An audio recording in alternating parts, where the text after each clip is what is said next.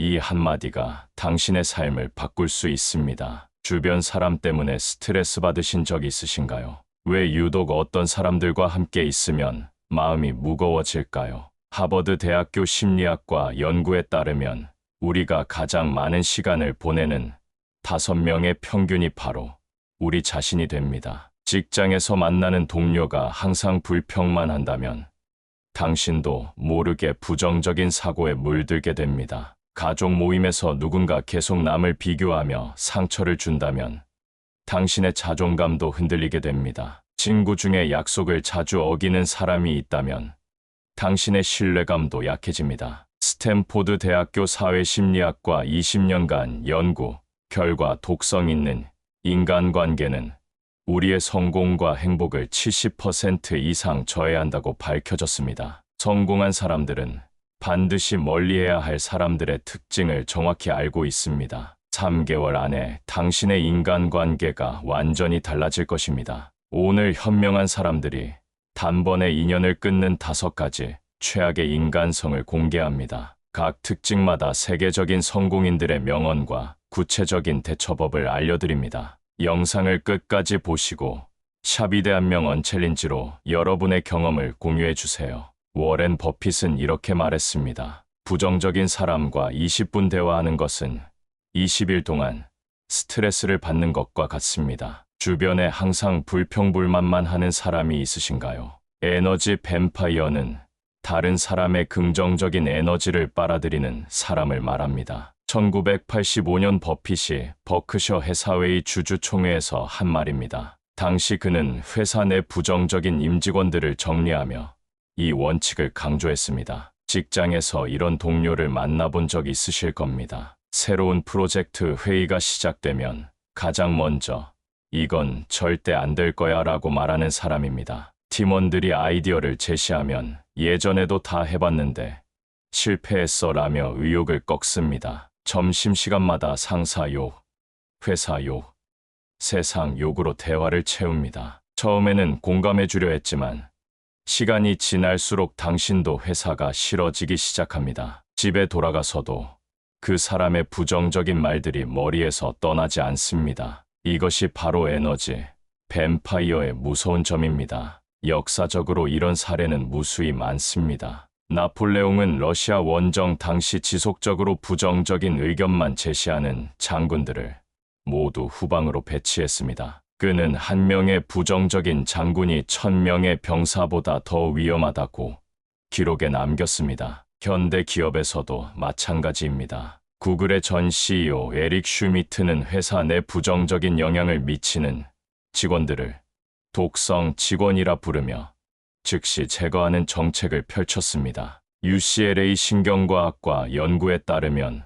부정적인 대화를 30분 이상 들으면 뇌의 해마 부분이 손상되어 기억력과 판단력이 떨어진다고 합니다. 또한 스트레스 호르몬인 코티솔 수치가 300% 증가하여 면역력까지 약화시킵니다. 톰 행크스는 부정적인 사람들은 문제를 논의하고 긍정적인 사람들은 해결책을 찾는다고 말했습니다. 오프라 윈프리는 당신 주변 5명의 평균이 바로 당신이다라고 강조했습니다. 에너지 뱀파이어와 함께 있으면 당신의 창의력이 45% 감소하고 업무 효율성이 38% 떨어집니다. 또한 우울감이 60% 증가하여 인생에 대한 의욕까지 잃게 됩니다. 반대로 긍정적인 사람들과 시간을 보내면 성공 확률이 85% 높아지고 행복감이 200% 증가합니다. 3개월 안에 인간관계를 정리하면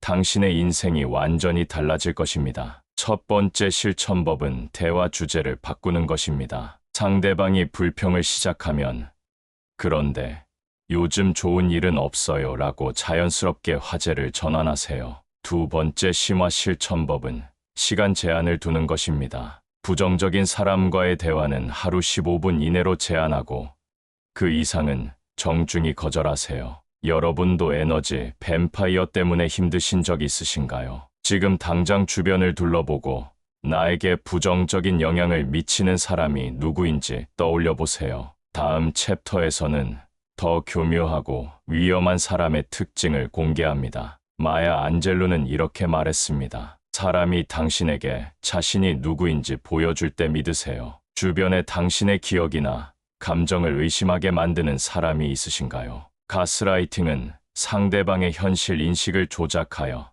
자신에게 유리하게 상황을 만드는 심리적 조종 기법입니다. 1995년 안젤루가 오프라 윈프리 쇼에서 한 말입니다. 당시 그녀는 인생에서 만난 조종적인 사람들에 대한 경험을 나누며 이 원칙을 강조했습니다. 하버드 의과대학 정신건강의학과 연구에 따르면 가스라이팅 피해자의 87%가 자존감 저하와 우울증을 경험한다고 합니다. 또한 지속적인 가스라이팅에 노출되면 뇌의 전두엽 활동이 23% 감소하여 판단력과 의사결정 능력이 크게 떨어집니다. 예일대학교 심리학과 15년간 추적 연구 결과 가스라이팅 환경에 있는 사람들의 성취도가 일반인보다 42% 낮다는 것이 밝혀졌습니다. 더 심각한 것은 피해자들이 자신의 능력을 의심하게 되어 새로운 도전을 포기하는 비율이 65% 높다는 점입니다. 직장에서 이런 상사나 동료를 만나셨을 겁니다. 회의에서 분명히 A안을 결정했는데 며칠 후 우리가 언제 A안으로 하자고 했나요? 라며 기억을 부정합니다. 당신이 좋은 아이디어를 제시하면 그건 예전에 내가 말한 건데 라며 공로를 가로챕니다. 실수가 발생하면 당신이 제대로 전달하지 않아서 그런 거 아니에요 라며 책임을 전가합니다. 처음에는 내가 잘못 기억한 것 같아서 사과했지만 이런 일이 반복되면서 자신의 판단력을 의심하게 됩니다. 결국 모든 결정을 그 사람에게 의존하게 되고 독립적인 사고 능력을 잃어버립니다. 역사상 가장 유명한 가스라이팅 사례 중 하나는 1944년 영화 가스 등에서 나온 개념입니다. 남편이 아내의 정신 상태를 의심하게 만들어 재산을 빼앗으려는 이야기입니다. 현실에서도 이런 일들이 벌어집니다. 스티브 잡스의 전기에도 그가 초기에 동료들에게 가스라이팅을 사용했다는 기록이 있습니다. 하지만 나중에 그는 이런 방식이 팀의 창의성을 해치고 신뢰를 무너뜨린다는 것을 깨닫고 완전히 바꿨습니다. 알버트 아인슈타인은 진실을 말하는 사람은 언제나 일관성이 있다고 했습니다. 넬슨 만델라는 진실한 사람은 다른 사람의 현실을 존중한다고 강조했습니다. 가스라이팅 당하는 사람들은 자신감이 72% 감소하고 새로운 도전에 대한 두려움이 85% 증가합니다. 또한 타인과의 관계에서 지나치게 의존적이 되어 건강한 인간관계를 맺기 어려워집니다. 반대로 이런 사람들을 멀리하면 자존감이 회복되고 독립적인 판단력이 향상됩니다. 6개월 내에 완전히 다른 사람이 될 수 있습니다. 첫 번째 실천법은 대화 내용을 기록하는 것입니다. 중요한 약속이나 결정사항은 문자나 이메일로 확인받아 증거를 남기세요. 두 번째 심화 실천법은 제3자의 의견을 구하는 것입니다. 상황이 애매할 때는 신뢰할 만한 다른 사람에게 객관적인 판단을 요청하세요. 여러분도 자신의 기억이나 판단을 의심하게 만드는 사람을 만나신 적 있으신가요? 지금 당장 최근 대화에서 불편했던 순간들을 떠올려 보세요. 다음 챕터에서는 더욱 교묘한 방식으로 당신을 이용하는 사람의 특징을 알려드립니다. 아담 그랜트는 이렇게 말했습니다. 베푸는 사람이 성공하지만 받기만 하는 사람과는 거리를 두어야 합니다. 주변의 도움은 요청하지만 절대 베풀지 않는 사람이 있으신가요? 테이커는 자신의 이익만을 추구하며 다른 사람의 선의를 이용하는 사람을 말합니다. 2013년 그랜트가 TED 강연에서 한 말입니다. 당시 그는 펜실베이니아 대학교에서 10년간 연구한 기버와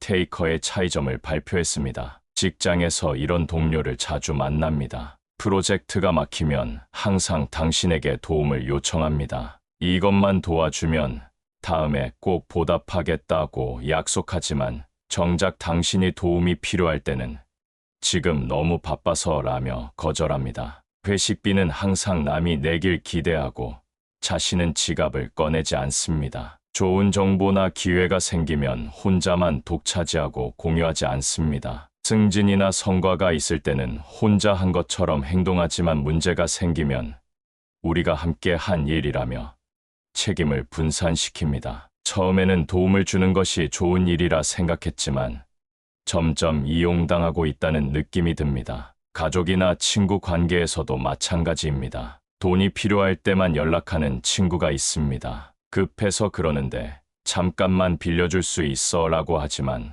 갚을 생각은 전혀 없습니다. 자신의 고민이나 문제는 하루 종일 이야기하지만 당신의 어려움에는 관심이 없습니다. 결혼식이나 생일 같은 경사에는 참석하지만 상갓집이나 어려운 일에는 모습을 감춥니다. 이런 관계가 지속되면 당신의 에너지와 자원이 고갈되어 정작 중요한 사람들에게 베풀 여유가 없어집니다. MIT 경영대학원 연구에 따르면 테이커들과 관계를 맺는 사람들의 스트레스 지수가 일반인보다 45% 높다고 합니다. 또한 번아웃 증후군 발생률이 38% 증가하고 업무 만족도가 52% 감소합니다. 더 심각한 것은 테이커들 주변에 있으면 자신도 모르게 이기적인 성향이 강해진다는 점입니다. 스탠포드 대학교 사회심리학과 연구 결과 테이커와 6개월 이상 관계를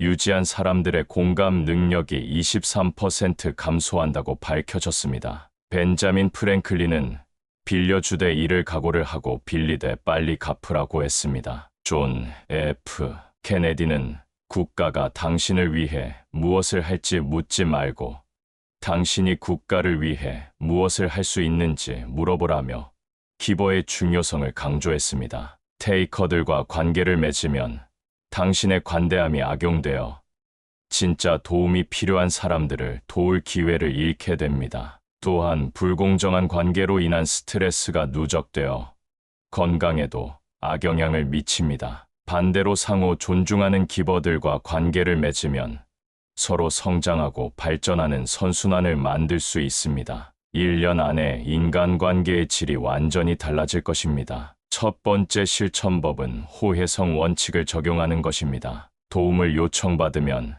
내가 도움이 필요할 때 당신도 도와줄 수 있나요? 라고 먼저 확인하세요. 두 번째 심화 실천법은 베푸는 한계를 정하는 것입니다. 한 사람에게 베푸는 시간과 자원의 상한선을 미리 정해두고 그 이상은 거절하세요. 여러분도 일방적으로 받기만 하는 사람 때문에 속상하신 적 있으신가요? 지금 당장 주변 사람들과의 관계에서 주고받는 균형을 점검해 보세요. 샵 위대한 명언 챌린지로 테이커를 구별하는 나만의 기준을 공유해 주세요. 3일간 매일 밤 오늘 누구에게 도움을 주고 받았는지 기록해 보세요. 다음 챕터에서는 당신의 성공을 질투하고 방해하는 사람의 특징을 알려드립니다. 오스카 와일드는 이렇게 말했습니다. 나는 적들의 공격보다 친구들의 질투가 더 무섭다. 주변에 당신의 성공을 못마땅해 하고 발목을 잡으려는 사람이 있으신가요? 질투하는 방해꾼은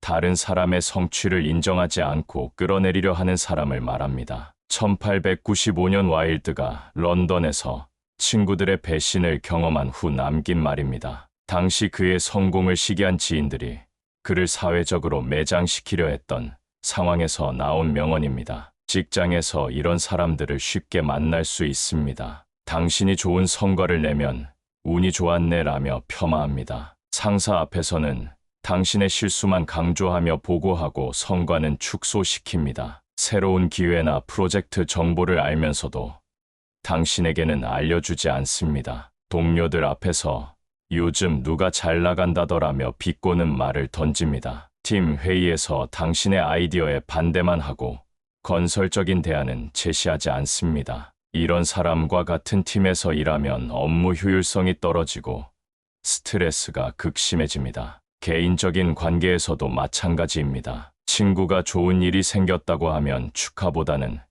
그래도 내가 더 나은 것 같은데 라며 경쟁합니다. SNS에 좋은 소식을 올리면 댓글로 별거 아니네 같은 부정적인 반응을 남깁니다. 모임에서 당신이 주목받으면 일부러 화제를 돌리거나 당신을 깎아내리는 이야기를 꺼냅니다. 성공담을 나누면 그런 건 다 허영이야라며 현실을 직시하라고 합니다. 이런 관계가 지속되면 성취감을 나눌 사람이 없어 성공의 기쁨이 반감됩니다. 역사적으로 질투는 많은 인물들의 발목을 잡았습니다. 셰익스피어의 오델로에서도 이아고의 질투가 비극을 만들어냅니다. 현실에서도 애플의 창업 초기 스티브 잡스와 스티브 워즈니악을 시기한 동료들이 여러 번 방해, 공작을 벌였다는 기록이 있습니다. 하지만 성공한 사람들은 이런 질투를 오히려 동력으로 활용했습니다. 하버드 비즈니스 스쿨 연구에 따르면 질투하는 동료가 있는 직장인의 이직률이 일반인보다 65% 높다고 합니다. 또한 창의성과 혁신성이 43% 감소하고 우울 증상이 78% 증가합니다. 예일대학교 사회심리학과 15년간 추적 연구 결과 질투 많은 사람들과 관계를 맺는 사람들의 자존감이 평균 35% 낮아진다고 밝혀졌습니다. 더 심각한 것은 이런 환경에서 자신의 성공을 숨기게 되어 더 큰 성취의 기회를 놓친다는 점입니다. 테레사 수녀는 질투는 사랑의 가장 큰 적이다라고 했습니다. 넬슨 만델라는 다른 사람의 성공을 축하할 수 있는 사람만이 진정한 리더가 될 수 있다고 강조했습니다. 질투하는 사람들과 함께 있으면 당신의 잠재력이 억압되고 성장이 멈춥니다. 또한 지속적인 스트레스로 인해 면역력이 약화되고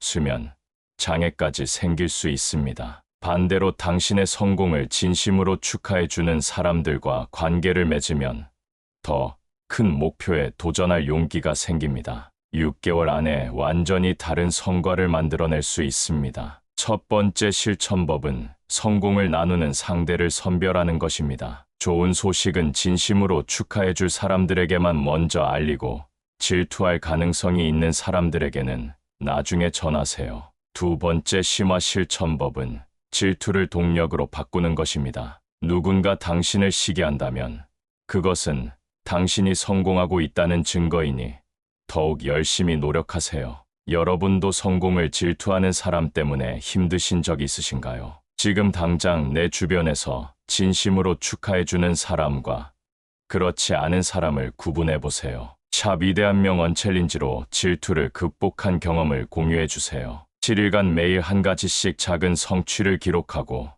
누구에게 공유할지 신중하게 선택해보세요. 다음 마지막 챕터에서는 가장 위험하지만 알아차리기 어려운 사람의 특징을 공개합니다. 마크 트웨이는 이렇게 말했습니다. 진실을 말하면 기억할 것이 없어서 편하다. 주변의 말과 행동이 다르고 상황에 따라 얼굴이 바뀌는 사람이 있으신가요? 위선자는 자신의 이익에 따라 말과 행동을 바꾸며 타인을 속이는 사람을 말합니다. 1894년 트웨인이 자신의 자서전에서 평생 만난 거짓말쟁이들에 대해 쓰며 남긴 말입니다. 당시 그는 출판업계에서 약속을 지키지 않는 사람들 때문에 큰 손해를 본 경험을 바탕으로 이 원칙을 정립했습니다. 직장에서 이런 사람들이 가장 교묘하고 위험합니다. 상사 앞에서는 팀워크가 가장 중요하다고 말하면서 뒤에서는 동료들을 헐뜯습니다. 회의에서는 당신의 의견에 적극 동의하다가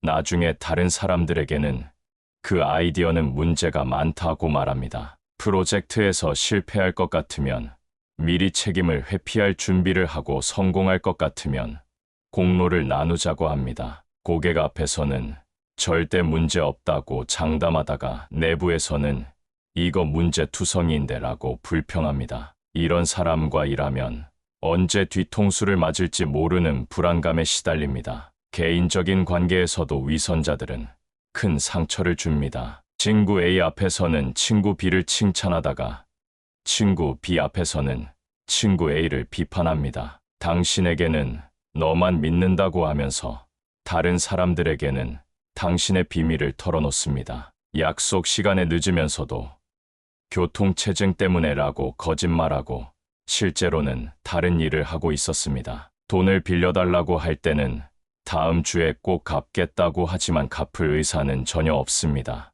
이런 사람과 관계를 맺으면 신뢰의 기반이 무너져서 진정한 친밀감을 형성할 수 없습니다. 역사상 위선으로 몰락한 인물들은 셀 수 없이 많습니다. 셰익스피어의 햄릿에서 클로디우스가 대표적인 위선자로 그려집니다. 현실에서도 정치인이나 기업인 중에 공적으로는 도덕을 강조하면서 사적으로는 부정부패에 연루되어 추락하는 사례가 끊이지 않습니다. 반대로 일관성 있는 사람들은 시간이 지날수록 더 큰 신뢰를 얻고 성공합니다. 컬럼비아 대학교 심리학과 연구에 따르면 위선적인 사람들과 관계를 맺는 사람들의 신뢰도 측정 점수가 일반인보다 45% 낮다고 합니다. 또한 대인 관계에서 불안감이 67% 증가하고 새로운 사람들과 관계 맺기를 꺼려하는 비율이 58% 높아집니다.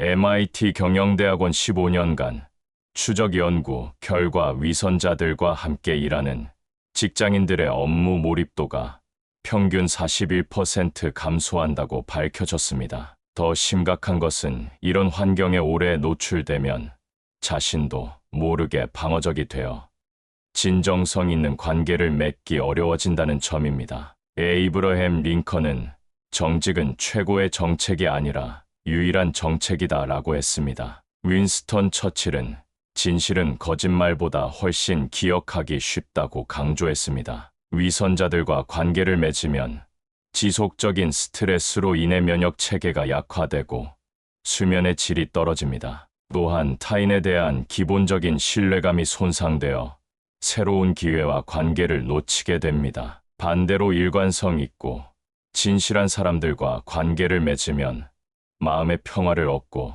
더 깊이 있는 인간관계를 만들 수 있습니다. 1년 안에 완전히 다른 삶의 질을 경험하게 될 것입니다. 첫 번째 실천법은 일관성을 관찰하는 것입니다. 상대방의 말과 행동을 3개월 이상 지켜보고 패턴을 파악하세요. 두 번째 심화 실천법은 확인하는 습관을 만드는 것입니다. 중요한 약속이나 거래는 반드시 문서로 남기고 제3자가 있는 자리에서 확인받으세요. 여러분도 말과 행동이 다른 사람 때문에 배신감을 느끼신 적 있으신가요? 지금 당장 주변 사람들의 일관성을 점검해 보세요. 샵 위대한 명언 챌린지로 진실한 관계의 소중함에 대한 경험을 공유해 주세요. 30일간 매일 한 사람씩 그 사람의 말과 행동이 일치하는지 관찰해 보세요. 이제 마지막으로 이 모든 내용을 어떻게 실천할지 구체적인 방법을 알려드리겠습니다. 위대한 5가지